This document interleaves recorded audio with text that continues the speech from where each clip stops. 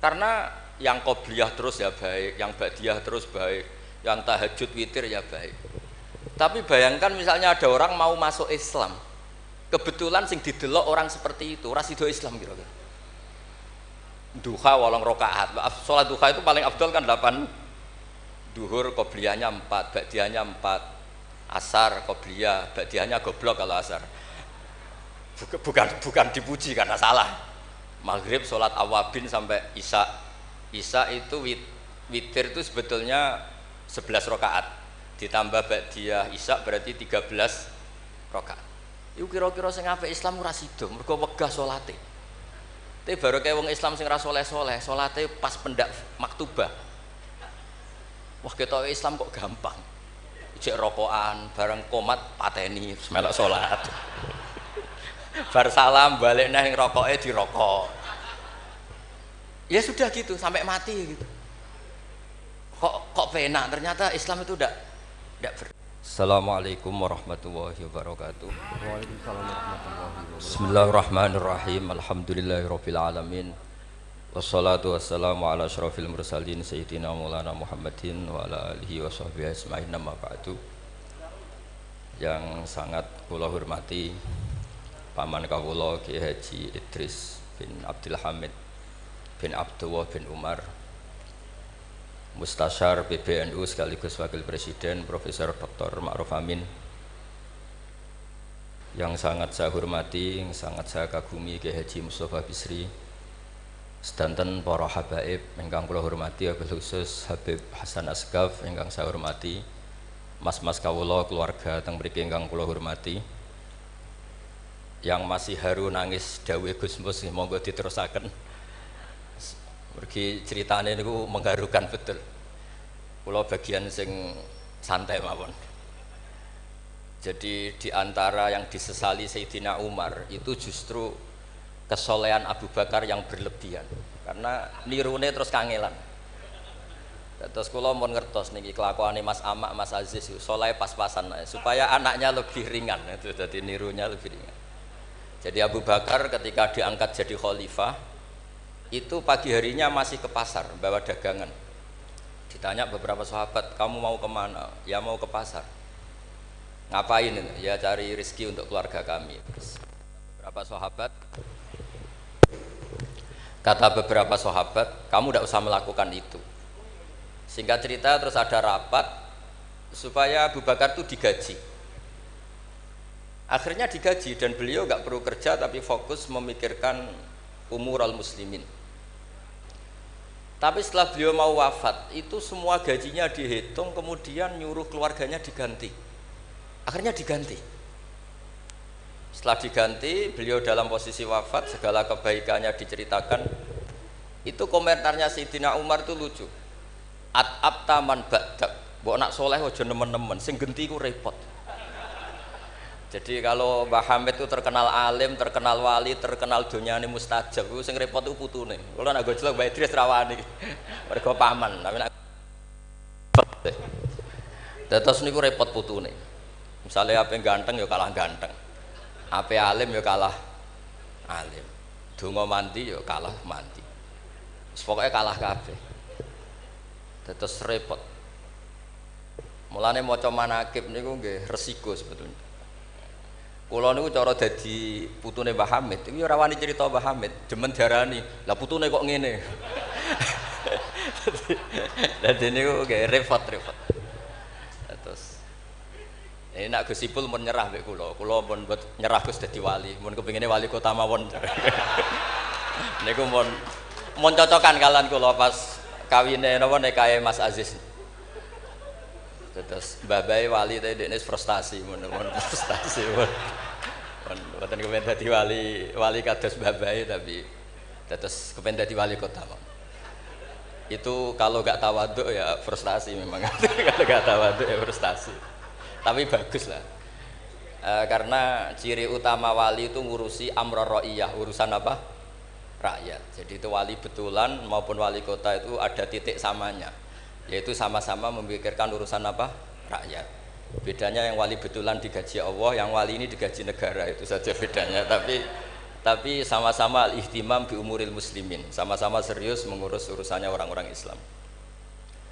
Saya kalau tadi saya memang menyiapkan materi yang ilmiah karena saya punya naskah nadzumanipun Sulam Taufik yang dinadzumkan Mbah Hamid, nanti saya terangkan. Tapi karena merujuk dawuhipun Mbah Mus, Mbah Hamid itu sepupu sama mbah saya, sama-sama lahir di rumah di Lasem di Al-Fakhriyah.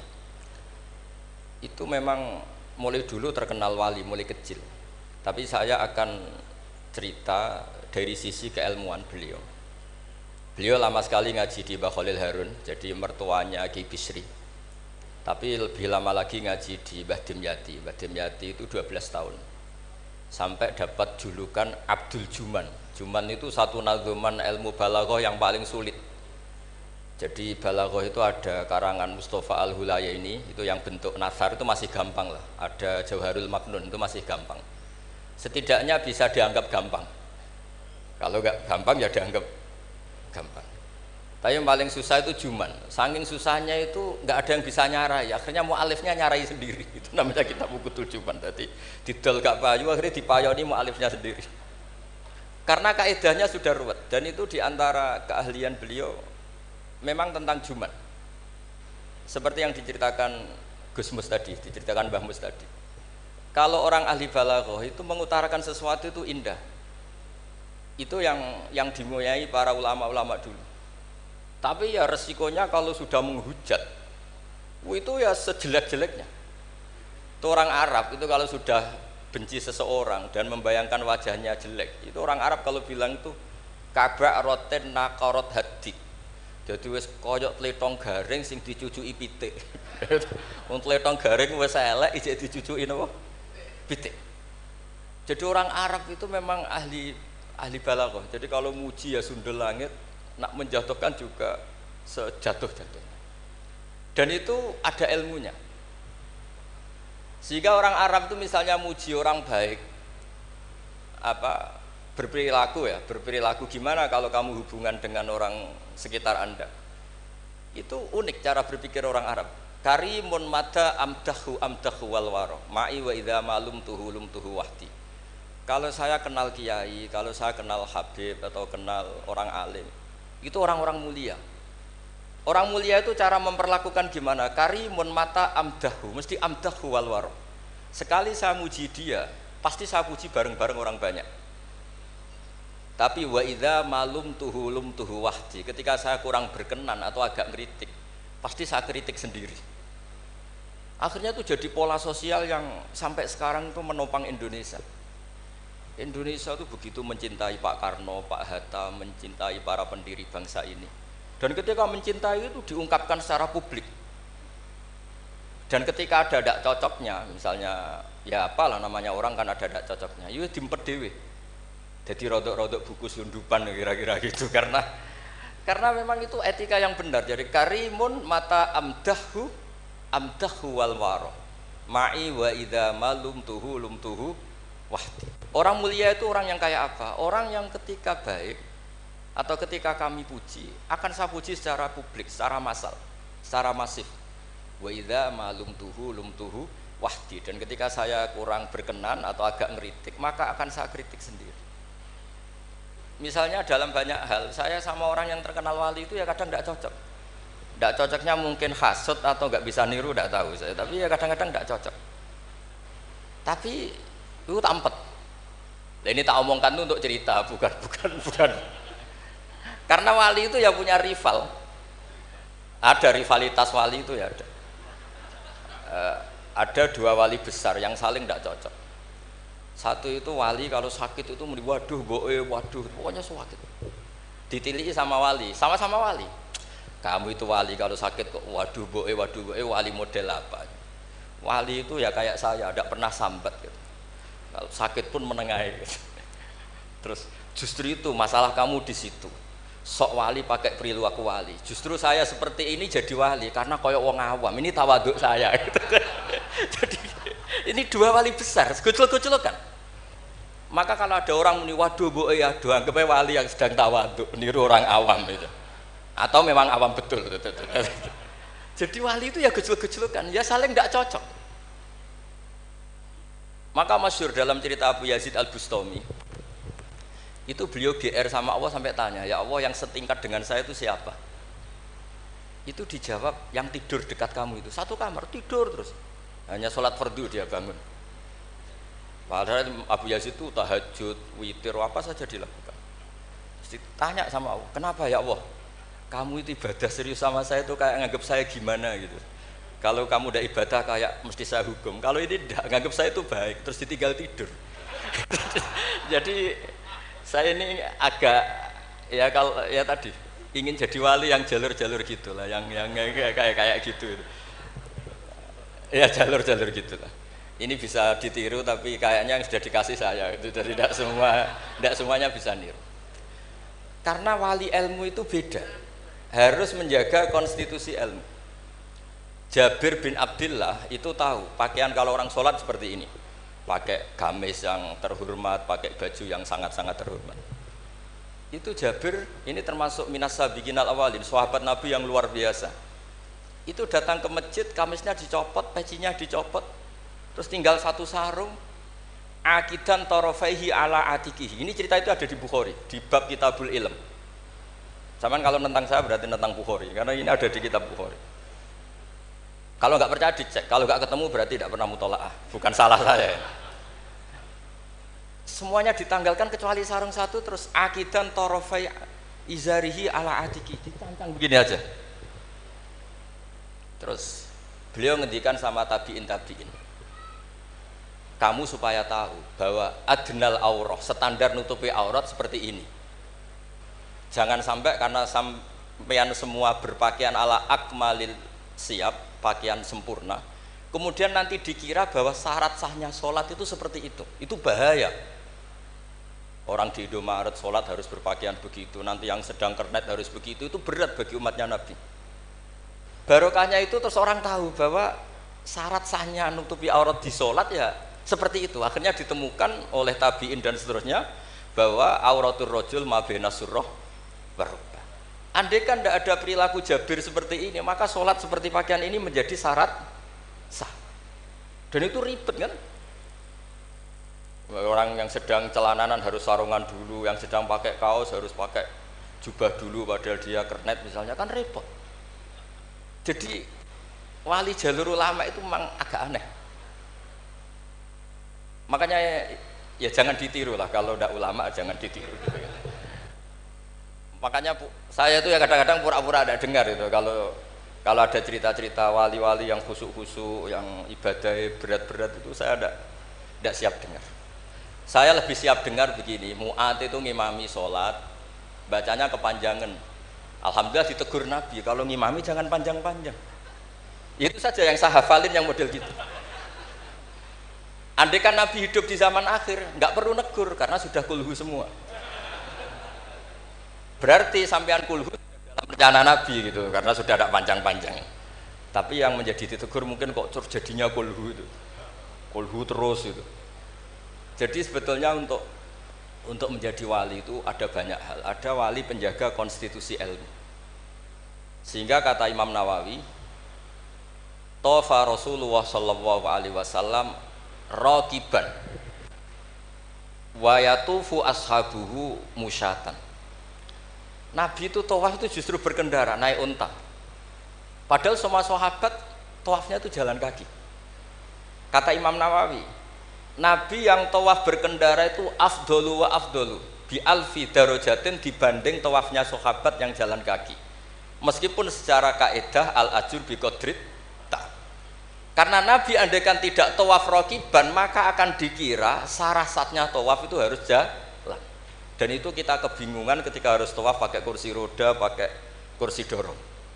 Tapi barokahnya Nabi tawaf raqiban, maka akan ada konstitusi baru bahwa tidak menjadi syarat sahnya tawaf harus masyian, tapi sah secara raqiban. Jadi wali itu ya macam-macam. Sehingga kitab Sulam Taufik yang dikarang oleh Habib Alim Al-Alamah Abdullah bin Husain bin Thohir itu dikarang seorang Habib Alim Alamah Wali Abdal. Tapi ketika ngarang fikih itu diantara yang ditersangkakan itu apa? ijabu malam yajib, mewajibkan sesuatu yang tidak wajib. Saya ini didikan Mbah Maimun, didikan bapak. Kalau Mbah Mun ngeluh gitu, aku sakjane ya kepengen hak santriku tirakat terus apalah, tapi tirakat itu gak wajib. Engko nak ijabu malam yajib aku dosa. Akhirnya keterusan kalau mboten saged tirakat. Jadi sing bagi yang tidak tirakat anggap aja nglakoni apa?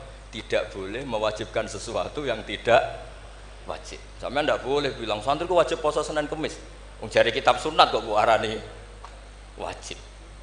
Tapi resikonya nanti santri merata poso Senin Kamis mergo mbok arani sunat terus. Resiko mana? Tapi apapun itu ini ilmu. Sehingga kata Ibnu Hajar Al-Asqalani, dan ini kebetulan banyak yang niru tapi kita cukup punya argumentasi untuk tidak niru. Nabi itu sama sih ingat dawe Mbah Mun. Wong lakoni kitab ya aja nemen-nemen. Nak nemen-nemen kok kowe ya kaya wong-wong iku. Gak perlu saya sebut lah, ini sensitif. Wong-wong iku siapa kamu tahu. Nabi itu kalau habis sholat, karena Rasulullah sallallahu alaihi wasallam idan sorofa min sholatihi aqbala alal hadirin atau alal musallin. Jadi Nabi setelah sholat, kalau beliau menghadap kiblat, setelah itu menghadap kemana? Ke timur, karena aqbala alal hadirin. Tapi para syurrahul hadis, para syurrahul Bukhari itu menafsirkan itu tidak harus menghadap ke timur. Itu adalah bentuk maklumat dari Nabi bahwa imam setelah sholatnya selesai harus mengatakan sesuatu atau melakukan sesuatu apa saja untuk memaklumatkan kalau sholatnya sudah apa? Selesai. Kenapa itu harus demikian? Kata Imam Bukhari, kata Surahul Bukhari, orang itu berjalan 3 kilo, 7 kilo demi menangi Nabi itu jadi makmum. Bayangkan kalau Nabi tetap menghadap kiblat dengan posisi kayak tawarruk lungguh tahiyat akhir, nanti Nabi dikira masih sholat.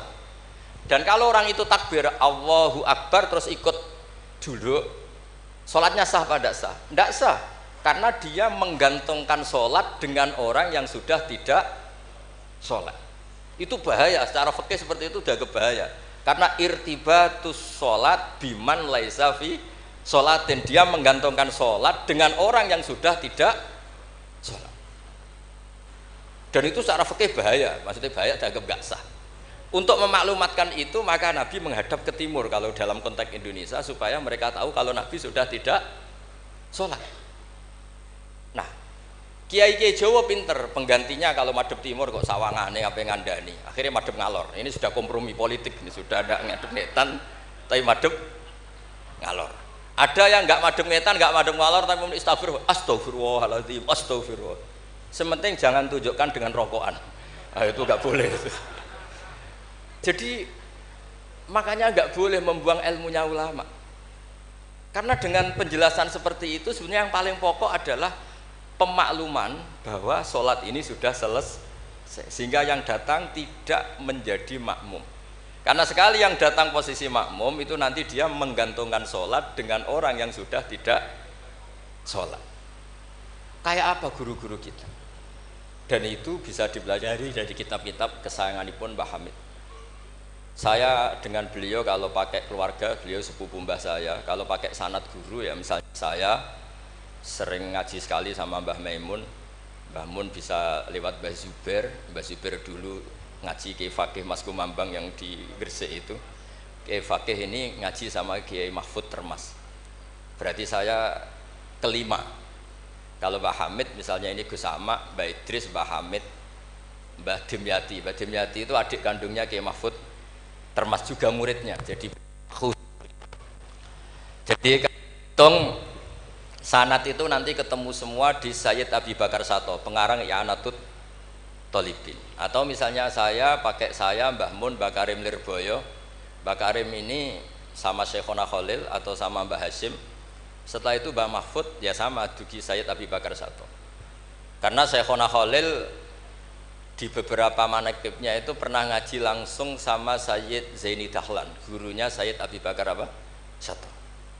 Tapi ketika masih sebagai thalibul ilmi pernah ngaji juga di Sidogiri, pernah ngaji di mbah-mbah istrinya Gus Aziz ini di Kiai Nur atau di Kiai Soleh di Langitan. Jadi kesanatan guru kita ini sama. Di antara aturannya adalah tadi, konstitusi ilmu itu harus dijaga. Karena kalau nggak dijaga itu umat akan ngira itu aturan baku dan itu bahaya. Bahaya sekali, bukan sekedar bahaya tapi bahaya sekali. Sehingga Sayyid Abdullah bin Husain bin Thohir dalam Sulam Taufik itu di antara pantangannya ahlul ilmi itu ijabu malam yajib, mewajibkan sesuatu yang tidak wajib. Makanya saya sering nangis. Andaikan orang-orang Islam itu ikhlas dan berperilaku kayak umumnya orang, itu jadi wali semua.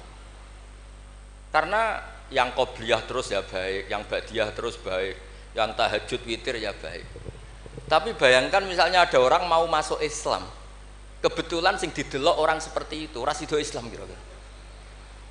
Duha 8 rakaat. Salat duha itu paling afdal kan 8. Duhur qobliyahnya 4, ba'diyahnya 4. Asar qobliyah, ba'diyahnya goblok kalau asar. Bukan dipuji karena salah. Maghrib sholat awabin sampai isya. Isya itu witir itu sebetulnya 11 rakaat ditambah ba'diyah isya berarti 13 rakaat. Iku kira-kira sing apik Islam ora sida mergo wegah salate. Tapi baru kayak wong Islam sing ra saleh-saleh, salate pas pendak maktubah. Wah ketoke Islam kok gampang. Ijek rokokan bareng komat pateni melok salat. Bar salam balik nang rokoke dirokok. Ya sudah gitu sampai mati gitu. Kok penak, ternyata Islam itu tidak berat. Itu juga ada sanadnya. Ada seorang Arabi tanya, "Ya Rasulullah, Islam itu apa?" Khamsu sholawatin. Terus dia tanya, "Hal alayya ghairuha ya Rasulullah?" Qala la illa anta tawwa. Gak isiku tok pas. Sampai 5 rukun Islam dijawab. Dan si Bedui ini bilang apa? Wallahi la azidu ala dzalika wala angkus. Saya demi Allah, tidak akan saya kurangi, tidak akan saya tambahi. Pas ya Rasulullah. Tapi niki Islami Bedui loh, sampean nak niru nggih monggo. Tapi apa kata Nabi? Man sarrahu ayyang dzura ila ahlil jannah falyangdzur ila hadza. Siapa yang suka melihat ahli surga, lihat orang ini. Orang yang sudah bersumpah tidak akan menambah ibadahnya sama sekali. Kamu tidak boleh niru itu. Tidak usah saya larang juga sudah sebagian begitu. Tapi itu barokahnya luar biasa. Di kitab Majmu' sarahnya Muhadzab itu, setiap ada ulama yang mengatakan witir itu wajib, ada juga ulama yang mengatakan witir itu wajib. Itu langsung wa hadza batilun li hadisil a'rabi. Pendapat itu jelas salah li hadisil Arabi, karena ada hadis Arabi jelas tanya Nabi, hal alayya ghairuha ya Rasulullah, di luar 5 waktu itu apa ada yang wajib? Qala la. Jadi barokahnya Bedui ini, setiap ada ide witir wajib, tahajud wajib, pernah ada ide-ide itu ya ada. Itu langsung wa hadza batilun di hadisil Arabi. Ketika era Imam Malik, beliau mengarang Muwatta. Ini sebagai bentuk penghormatan saya sama Mbah Hamid. Karena kalau beliau terkenal wali itu tidak usah saya terkenalkan. Saya akan mengikuti Mbah Mus tadi. Sisi betapa beliau seorang alim alama, seorang ahli balaghah. Nanti saya baca, saya juga bawa manaqibnya beliau. Ketika Imam Malik mengarang Muwatta, itu di teks Muwatta itu ada kalimat begini. Ghuslul Jum'ati, ada yang baca Ghuslul Jum'ati wajibun ala kulli muhtalimin. Mandi Jumat itu wajib bagi setiap yang sudah akil balik. Al-witru haqqun wajibun ala kulli muslimin. Itu Imam Malik langsung nyusuli. Laisa huwa kama tarawuna. Makna wajib di situ bukan seperti yang kamu bayangkan. Jadi tidak wajib kalau ditinggal nggak mandi terus nggak apa? Sah. Lagi-lagi jawabannya apa? Li hadisil a'rabi.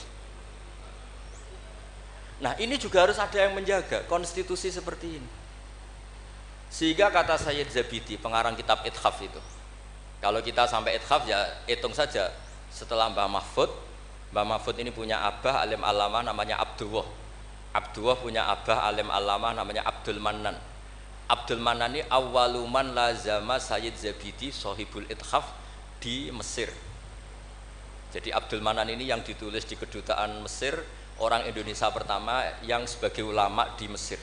Beliau ngaji mulazamah sama sahibu Syarhil Ikhya. Gini beliau mulazamah kalian sengarang Ithafus Sadat Al-Muttaqin, namanya Sayyid Murtado Az-Zabidi. Terus pokoknya sanad Indonesia itu top pokoknya.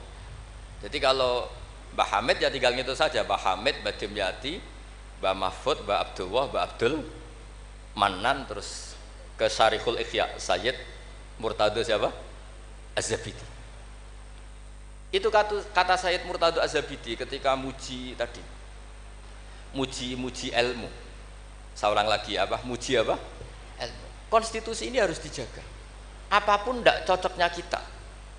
Kadang-kadang kita sebagai orang alim itu kan kalau seneng tirakat, santri ini wajib tirakat. Sira seneng tirakat, santri ini oleh tirakat. Itu tidak boleh seperti itu. Yang seneng nggih monggo, tapi jangan sampai mewajibkan. Yang enggak seneng ya tirakat, ben sekali-kali ngelawan nafsunya gitu. Wong kok menuruti. Kula niku masih ngeten nggih sering tirakat, tapi sampean ra perlu tak kandhani. Kula ya kepengin ikhlas ora riya dadi. Dadi sampean ra oleh gugat kula, Gus Wak ora tau tirakat. Ya misalnya tirakat ora tak kandhani sampean. Sing jelas termasuk tirakat kula niku ora diundang wong kang elan kecuali pernah sepuh. Ini agak diregani ya kebangetan gitu. Jadi sing ngundang kula ora pernah sepuh ya kebangetan. Kok enggak tahu diri ini. Wong karuan ra oleh kok dilanggar wae. Di kitab Jam'ul Jawami', di kitab-kitab itu, konstitusi ilmu itu dijaga. Sehingga sekali kitab itu diutarakan orang alim alama. Saya yang merasa utang jasa sama Sayyid Zabidi itu satu. Yang paling saya ingat itu satu. Allahumma sholli ala Sayyidina Muhammad atau ala abdika rasulika Muhammad. Itu beliau mengurai. Wah itu luar biasa. Di antara urainya begini. Nabi Muhammad SAW itu melakukan apa saja termasuk yang paling basyariyah itu adalah luar biasa. Asal jangan bayangkan Nabi itu macam-macam kok sampai terus rokokan, ada akan itu. Andikan Nabi misalnya dahar gedang goreng di depan umum. Nabi itu kalau dahar di depan umum. Itu luar biasa. Kenapa luar biasa? Nabi itu jadi nabi setelah Nabi Isa yang dituhankan. Sehingga Nabi harus sesering mungkin memperlihatkan al-a'rad al-basyariyah. Beliau harus menunjukkan bahwa beliau adalah seorang manusia. Sehingga Nabi dahar itu dengan sampean poso setahun itu mulya Nabi dahar. Karena sekaligus pembatalan rububiyatun Nabi atau iddia rububiyatin Nabi. Dengan seperti ini Nabi sama juga memaklumatkan saya ini manusia, buktinya saya dahar. Kayak apa kalau dibaca secara ilmu? Karena Nabi jadi Nabi setelah Nabi siapa? Isa. Maka kata Sayyid Az-Zabidi, agama ini agama terbaik dan umat Rasulullah SAW tidak akan mengalami apa yang dialami umatnya Nabi Isa. Caranya gimana? Dengan memperbanyak baca sholawat. Jadi cara Sayyid Zabidi, sholawat itu satu konstitusi ilmu. Allahumma Allah pemberi, ala Muhammad atau ala Sayyidina Muhammad yang diberi. Jadi gak mungkin hadil ummah menuhankan kanjeng Nabi Muhammad. Dengan cara membaca sholawat, Allahumma ya Allah saya minta engkau sebagai pemberi kasihkan sholawat terbaikmu kepada hambamu yang bernama Muhammad. Dengan teks sholawat ini sekaligus penjaga konstitusi tauhid. Dan hadil ummah tidak akan mengalami kayak yang dialami umatnya Nabi Isa. Nah sampean gak maca sholawat itu kasihate. Nak diwaca sakmene nyaur utang, nak sakmene untuk bojo ayu, nak sakmene iso wayo, wis ngono kelakuane. Itu saya tidak tertarik. Wong kok ora tau ngregani ilmu menurut saya. Saya baca sholawat itu ya tidak banyak-banyak, ya 2, 3, tapi dengan penghayatan kayak Sayyid Zabidi. Ya akhirnya ya rapati terus keramat kok sampean, tapi secara konstitusi ilmu lebih diridhoni Allah mbek Rasul. Aku yakin. Karena tadi Nabi itu jadi Nabi setelah tragedi Isa dituhankan. Sebab itu Sayyid Muhammad ketika muji Rasulullah SAW itu selalu mengutip dawe Al-Busiri, da'mat da'at hun nasara fi nabihimi wahkum bima syi'ta madkhan fihi wahtakim. Kita semua tahu Mbah Hamid adalah pengagum kitab Burdah dan beliau sering baca Burdah. Di antara Burdah yang dipakai semua ulama termasuk Sayyid Muhammad setiap ngarang madaih itu apa? Dak ninggal nosiro ma ing perkara iddaat kang mendakwahkan hu ing mas sapa an-nasara fi nabi. Yang penting kamu muji Nabi, aturan dasarnya apa? Tinggalkan apa yang pernah dilakukan orang Nasrani, yaitu saking mujinya Nabi Isa sampai menuhankan Isa. Itu saja kamu hilangkan. Dak madda'athun nasara fi nabi. Setelah itu kamu tanggalkan, kamu hilangkan wahkum bima syi'ta madkhan fihi wah takim. Setelah itu kamu muji Nabi Muhammad sundul langit gak apa-apa. asal sudah meninggalkan dak mad da'atun nasr. Dan itu kata Said Zabidi, kita tidak usah susah-susah dengan membaca sholawat itu sudah seperti itu, karena kamu minta Allahumma ya Rabbi, berarti Allah posisi pemberi karena Tuhan. Nabi apapun ala qadruh, apapun tingginya derajatnya Nabi itu posisi penerima. Sehingga kita muji Allah karena dia Tuhan, dan muji Nabi sebagai ahabbal khalqi ilallah, yang paling berhak mendapat afdholas sholawat minallah. Nah coba kalau orang Islam baca sholawat kayak itu, kayak apa luar biasanya. Itu yang bisa seperti itu siapa? Lagi-lagi ahlul ilm. Kalau tidak ahlul ilmi ya kasiyate tadi, paket ini untuk apa, paket ini untuk apa, ya ribet. Kalau nggak sering jaluk ijazah tiang, tapi alhamdulillah terkenal ramanti terus udah boten. Sing jelas tak amuk. Sering kalau del, Gus, nek nak maca selawat kasihate apa? Kowe iku nabi-nabimu dhewe perhitungan. Nak maca selawat go nabi yo sing seneng, maca arang-arang kowe perhitungan, njaluk opah. Gus punya ijazah kok jenengan namuk, kowe ora bener. Ya ana kiai kados kula ya ana ben wong ku sadar lah ben ora. Tapi ada kiai yang baik, tiap minta ijazah diijazah. Timbang mara Gunung Kawi mendingan diijazahi sholawat. Lah itu masalah istihad, ini masalah apa? Nah ini sesi terakhir kalau ben ra suwi-suwi. Ya bingung kalau suwi-suwi kok, Gus. Niki kalau waca tentang Mbah Hamid yang ini tulisan yang di buku ini, yang ini tentu sudah disahkan Mbak Idris, di sini juga ada tanda tangan beliau. Bismillahirrahmanirrahim. Wajtahada kullal istihadi khilalaha fa akhudha min kulli ilmin min ulumiddin khadzuhul awfa wa qistahul akfa wa baro'a fi ilmil balaghati wal bayani hatta istahara bi abdil juman liqudratis tidharihi abyata wa syawahida mangzumati ukudil juman bi kulli jaudatin wa itqanin wa uyina akhiran mudiran wa umdatan lil ma'had wa mudiran idaratil madrasah allati unsiat di awali maratin lil ma'had. Jadi beliau itu sudah rahasia umum, sampean tanyakan orang alim manapun, pantangannya mesti maca juman. Wis wong alim sak Indonesia lah, kon ngorek juman mbok opae sak miliar mikir yakin. Pemene nak sing ngaji kula. Nak sing ngaji wong goblok mungkin wis rada aman lah napa. Dene nak sing ngaji padha wong alime mesti mriyang iki. Iki macane man tamin apa manna. Bahasa Arab yo lucu. Man yo tulisannya mem nun, manna yo mem nun, min yo ribet dengan bahasa Arab. Makanya ada orang tanya maknane lam tardiman ya gara-gara itu. Gus maknane lam tardiman opo? Jebule lam taro daman. Ram taro ora ningali sapa mar'ah daman ing getih, diwaca langsung lam tardiman. Pusing. Kene. Karena syaratnya jadi orang alim itu dua. Satu punya guru alim, dua punya murid alim. Di guru alim tok iso istirahat. Mergo kok muridé bodho iso dibodoni. Tapi nak sampai di guru alim, di murid alim meriang. Lho kula bayangno dadi Badim Nyati Termas yo meriang. Mbah Hamid mriku pun alim nate ngaji teng Mbah Khalil Kasingan. Mbah Khalil Kasingan itu tesih Mbah Mbah Mun. Orang yang sarang Mbah Khalil Kasingan itu yang sarang Khalil Harun. Adikipun Mbah Umar Harun. Niku menantu saking Mbah Ghazali pendiri Pondok Sarang. Malane Mbah Mun nak dibali Gus Mus Mustofa mergi jan pernah sepuh. Sepuh niku, sepuh Mbah Mus.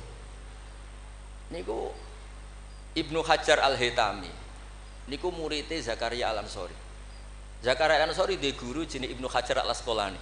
Nek ape ngaji yo meriang, mergo kon maca. Ah, waca. Gurune alim alama. Nek ape mulang yo meriang, mergo muridé alim.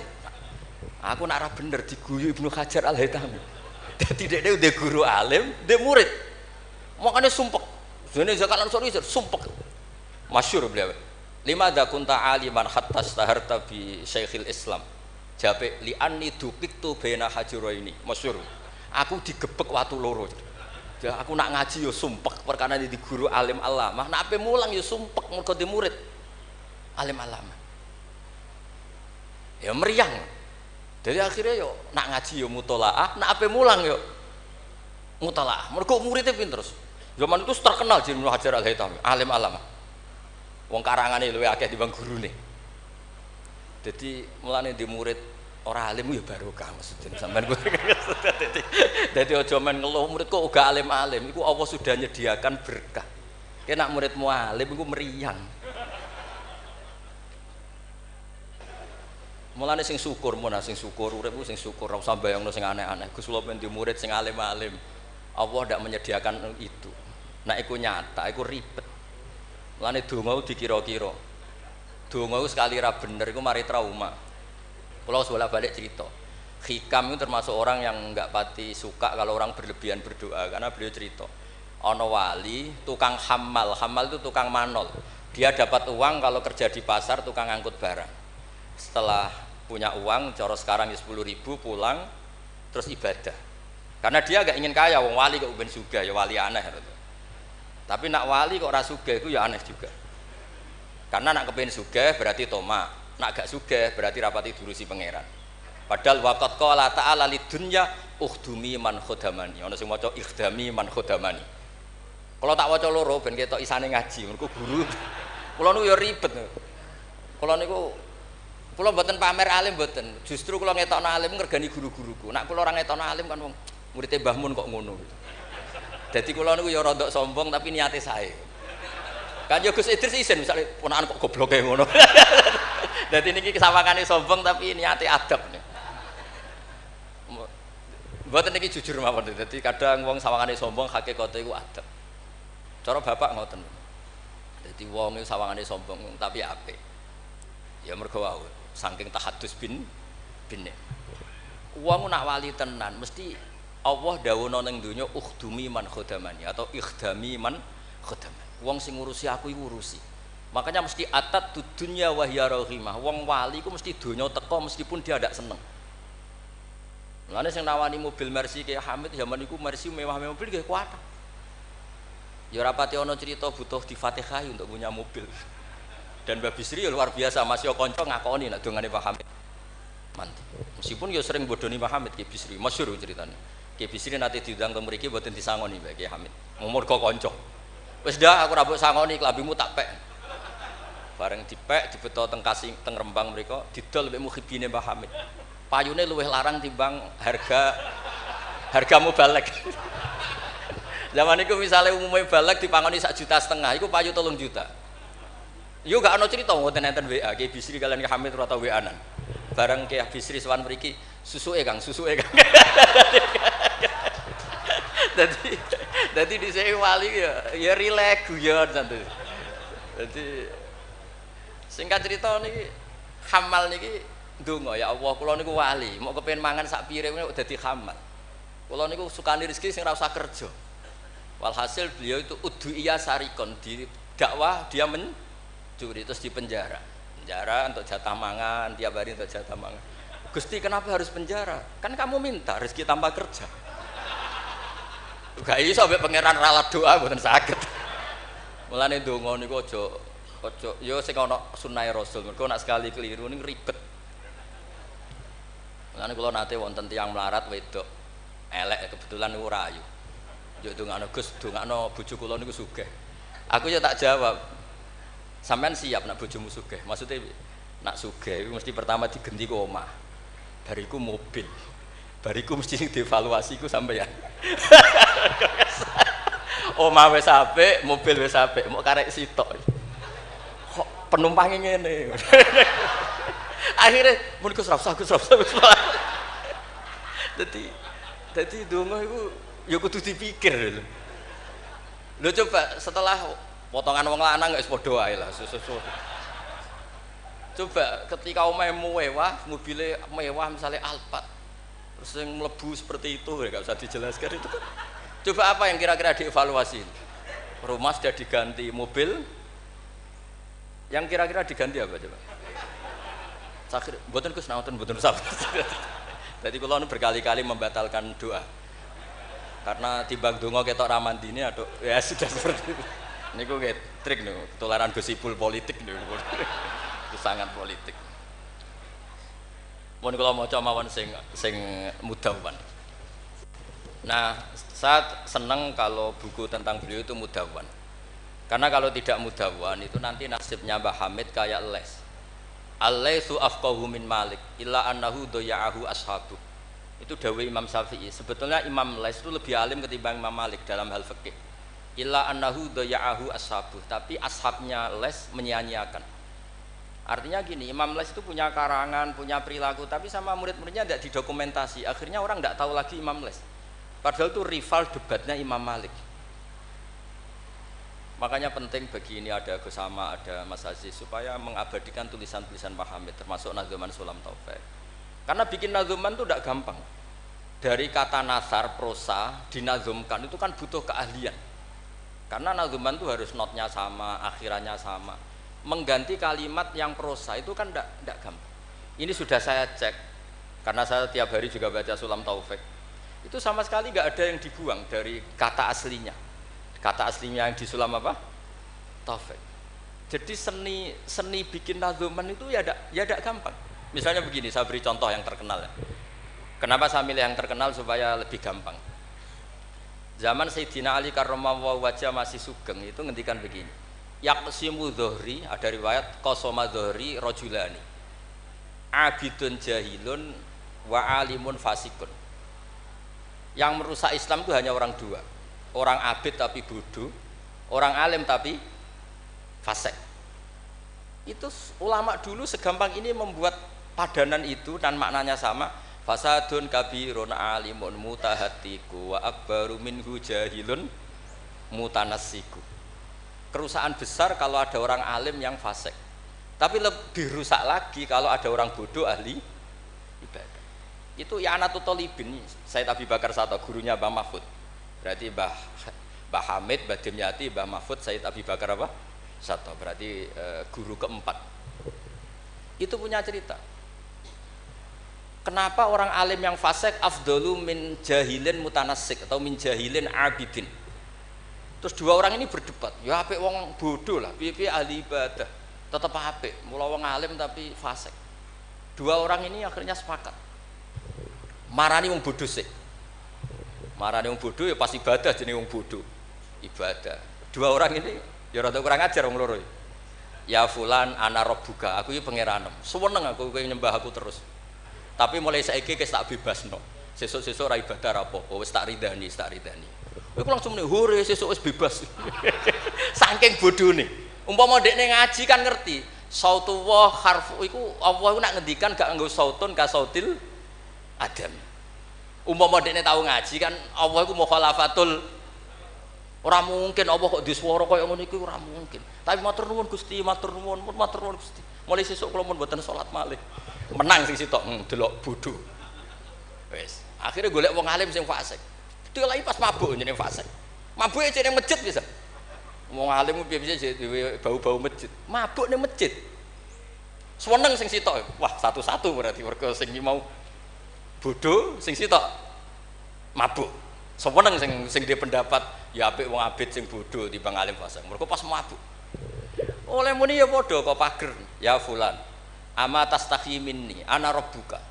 Mbok wong diisin to ambek aku iki pangeranmu ndelok kowe kok amen mabuk. Si wong alim mah masih mabuk iki jadi sisa-sisa alime. Golek pedang. Ya fulan ulimukal ana rabbak. He fulan tak ulang pangeranku sapa? Ono pangeran kok nyuwara. Dibedak. Artinya dekne jek memenuhi definisi ilmu nak Allah mukhalafatul bil hawadis.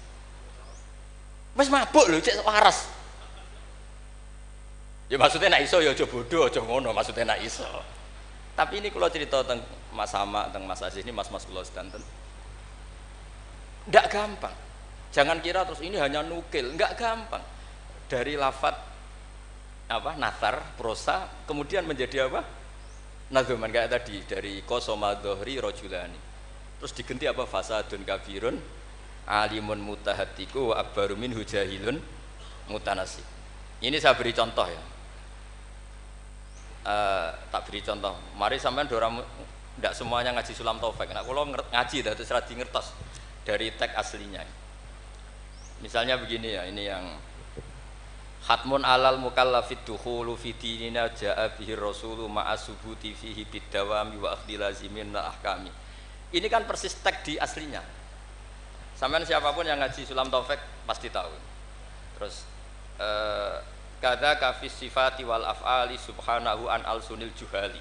Ini mengganti ta'ala amma yaqulu na'uluwang kabiro. Ursila rahmatan ilal makhluqi turran wal ma'rufu bil masduki. Ini berarti pengganti kata rahmatan lil alamin. Terus ini yang yalzamu kullu muslimin ayyamna'a islamahu wa saunu amma qata'a min qaulin aw fi'lin aw i'tiqadi wa walladhi yatuna birtidadi. Ini kan waqad fasha tasahulul kalami fi zamani mukhrijil islami. Itu kan di apa? Di kitab Sulam Taufik memang kalimatnya seperti itu. Wa yaksuru fi hadzal zaman at-tasahul fil kalam begini-begini sampai keluar dari mereka kalamun sing mengeluarkan mereka dari nopo Islam. Terus di sini diganti waqad fasha tasahulul kalami fi zamani mukhrijil islami wala yaruna dzaka dzamban fatla angkau nidzakal fi'li kufron asla. Itu kan meskipun kamu hanya dengar itu persis seperti kata nasarnya, tapi oleh Mbah Hamid digubah, monggo Mbah Firdaus, sedemikian supaya menjadi nadzuman yang mudah dihafal. Jadi itu butuh malakah. Nah, kenapa beliau punya malakah itu? Karena ketika ditermas di antara kitab yang beliau kaji itu adalah Uqudul Juman sampai punya gelar Abdul Juman. Jadi saking mulazamahnya, kayak kamu kalau suka uang itu kalau orang Arab bilang Abdud Dinar, makanya Nabi kalau ngeritik tak isa Abdud Dinar, tak isa Abdud Dirham. Jadi kalau orang menekuni sesuatu itu disebut apa? Abdul. Itu dulu Kiai Hamid ditermas sampai punya gelar Abdul Juman. Saya kira ngoten nggih mun niki mun masyhur sedanten. Assalamualaikum warahmatullahi wabarakatuh.